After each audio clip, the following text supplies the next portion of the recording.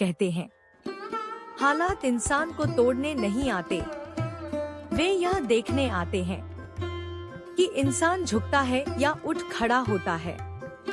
आज की यह कहानी है दो ऐसी बेटियों की जिन्होंने गरीबी, ताने, दर्द और मजबूरी के बावजूद हार मानना कभी नहीं सीखा।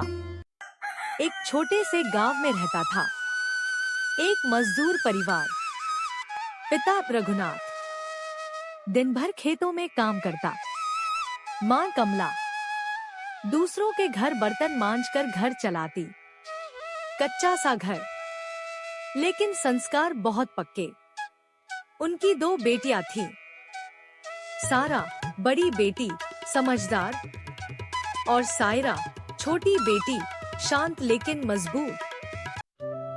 अरे रघुनाथ, बेटा नहीं हुआ, दो बेटियां हैं, आगे क्या होगा? मेरी बेटियां ही मेरा सहारा है। एक दिन खेत में काम करते समय रघुनाथ के पैर में गहरी चोट लग गई।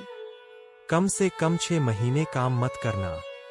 काम रुका, कमाई रुकी, घर में परेशानी बढ़ गई। आज सिर्फ एक वक्त का खाना बनेगा। माँ, मैं आधा खा लूंगी। आंखों में मजबूरी। सारा 8वीं कक्षा में थी। उसने माँ से कहा, माँ, मैं स्कूल के बाद बच्चों को पढ़ा लिया करूंगी।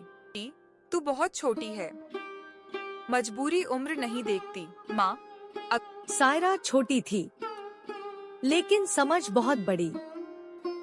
वह माँ के साथ काम पर जाती, घर संभालती और रात को दिया जलाकर पढ़ती। एक दिन स्कूल में टीचर कठोर आवाज, फीस नहीं भरी तो स्कूल मत आना। सब बच्चों के सामने सारा का सिर झुक गया। मेरी आखिरी निशानी है, लेकिन मेरी बेटियों की पढ़ाई ज्यादा जरूरी है। उस दिन पायल नहीं बिकी थी, एक माँ का दर्द बिका था। कई रातें ऐसी आईं जब घर में बिजली नहीं थी। सारा और सायरा दिए की रोशनी में पड़ती, बाहर बच्चे खेलते और ये बेटियां भविष्य बनाती। समय बदला। सारा ने गांव में टॉप किया, उसे शहर के कॉलेज में स्कॉलरशिप मिली। सायरा भी पीछे नहीं रही, उसने राज्य स्तर की परीक्षा पास की।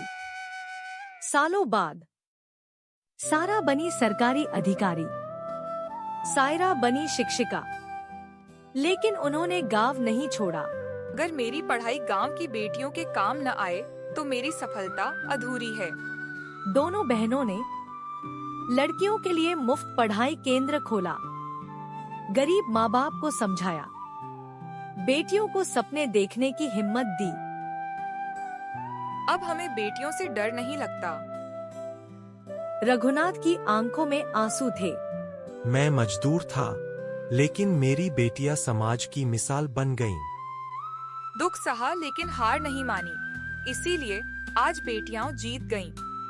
अगर आपको यह कहानी छू गई हो तो वीडियो को लाइक करें, शेयर करें और ऐसे ही संदेशों के लिए चैनल को सब्सक्राइब करें।